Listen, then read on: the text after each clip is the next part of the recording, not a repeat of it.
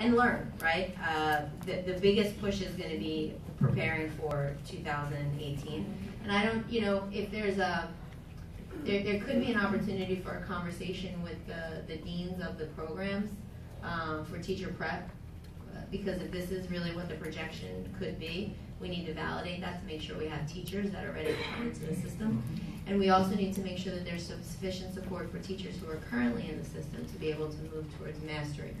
And our success doesn't have to mean their demise, but we can learn from each other. We can share resources, you know, and introduction to speaking, listening, speaking, writing, and reading. And then when the content areas will be science and math. And some of these decisions we made in consultation with the Asociación de Maestros, because I have a lot of respect for their leadership. I think there's a good vision for what public education should be and what teachers deserve. And there was, you know, concern, like, how are we going to do this? Which is justified. How are we going to do this? And the idea that we didn't start with, you know, social studies, which would be a little bit harder, but like math and science, where there are things, there's projects, there's activities that kids could do. We kind of want to go in that direction. But again, if people have an innovative idea for something you could do with one of the language things or English or Spanish early on, we're open to that. Classes are on learning English. We want to make things more available online, because it's not always possible for people to show up. You know, but at 9 o'clock at night when things finally settle down, you might be able to like turn on your computer and engage in some activity. And also things that build community, classes where people are interacting and they're not only learning English or practicing English, but they're building relationships, and those relationships become the things that help us get the work done. Use of technology in the classroom, which I mentioned. Workshops for teachers where they're actually doing hands-on. I'm not big on passive learning. I think if you're going to go to, if you walk in the room at 9 o'clock to learn something, you should walk out of the room with something. Show what you learned.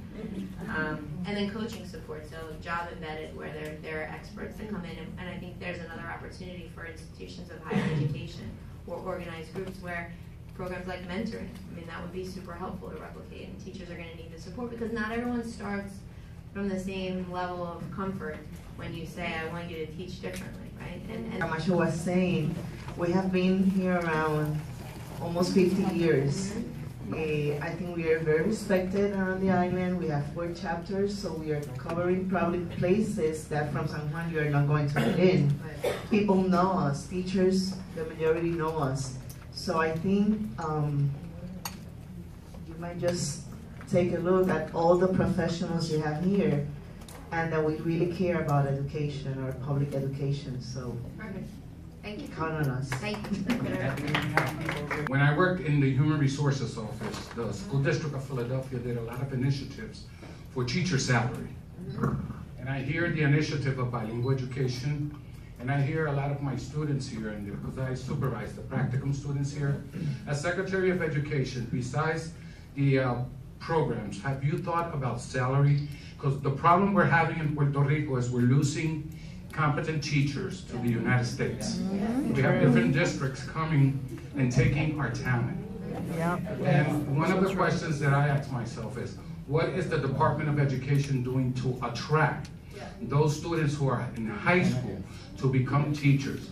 Because if we want to create bilingual schools, and we want to create Puerto Ricans who are productive citizens, we have to start attracting the profession of teaching. I gotta close schools. You want the money, or you want to keep the low salary, the school with cohen, infiltración, y no tienes libros. O uno del otro.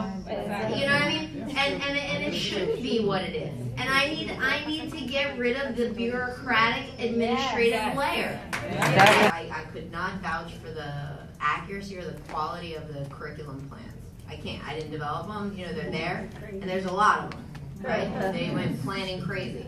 So, but what I think his question really highlights, which is what I asked for earlier, it's not going to be 100% right. We have 2 choices. We move in the direction of what we want to create, and we deal with that, and we figure out how to make each one of those things better. If every one teacher figures out where that alignment isn't it doesn't exist, and makes an edit to the plan and submits it to the department, then you know what I'm going to wind up having at the end of the year? I'm going to have plans that don't have that problem. But and for every one theory of research and how people, it's just going to take time. But until we get that all lined up, what we have to do is just keep trying to go forward, and when we find those problems, submit the solutions. I'm sorry, ladies and gentlemen, thank you so much. I'd like to, before we close, number one, I was going to make just one comment, and that is, for Puerto Rico TESOL, the mission is to advance the quality of English language teaching through 5 specific areas: governance, research, advocacy, standards, and of course, professional development and engagement. Having said that, we're an affiliate of International TESOL, which is comprised of 47,000 members in 167 countries. Okay, every year there's a TESOL conference convention that's conducted somewhere in the United States. 2 years ago it was in Canada, last year, this year was in Seattle. And ma'am, the reason why I make that comment is as we're looking at incentives and of course I know the salary is an issue, but if that could be open to our quality English teachers to have that opportunity as an incentive to be able to participate. I go every year, it's very pricey. Every year because I can afford it, but not every teacher can. And I think it would be a great incentive to send our finest and best teachers to be engaged with 7,000 to 8,000 members that are be on site from all over the world. I think that would bring back so much. So just something to think about as one of your and publicly I'll say I'm open to the idea. I think that's great. And the way I need to make decisions about the use and investment of our fiscal resources has to be guided by a disciplined process, and I have to achieve those 4 goals.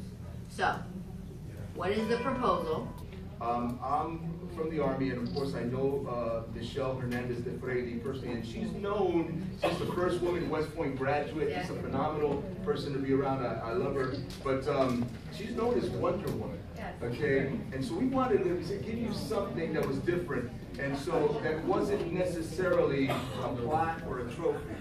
So that being said, we said, what better to give to a transformer than something special? So presented to the Honorable Julia B. Keleher, Secretary of Education of Puerto Rico, in appreciation for serving as keynote speaker for the Puerto Rico TESOL Southern Conference 2017 Mid-Year Regional Conference, and in recognition of the exemplary transformational leadership you have consistently displayed in a very short period. You've been here as the veteran of Puerto Rico education system. Be aware that she's been around for many years. It's just that as secretary.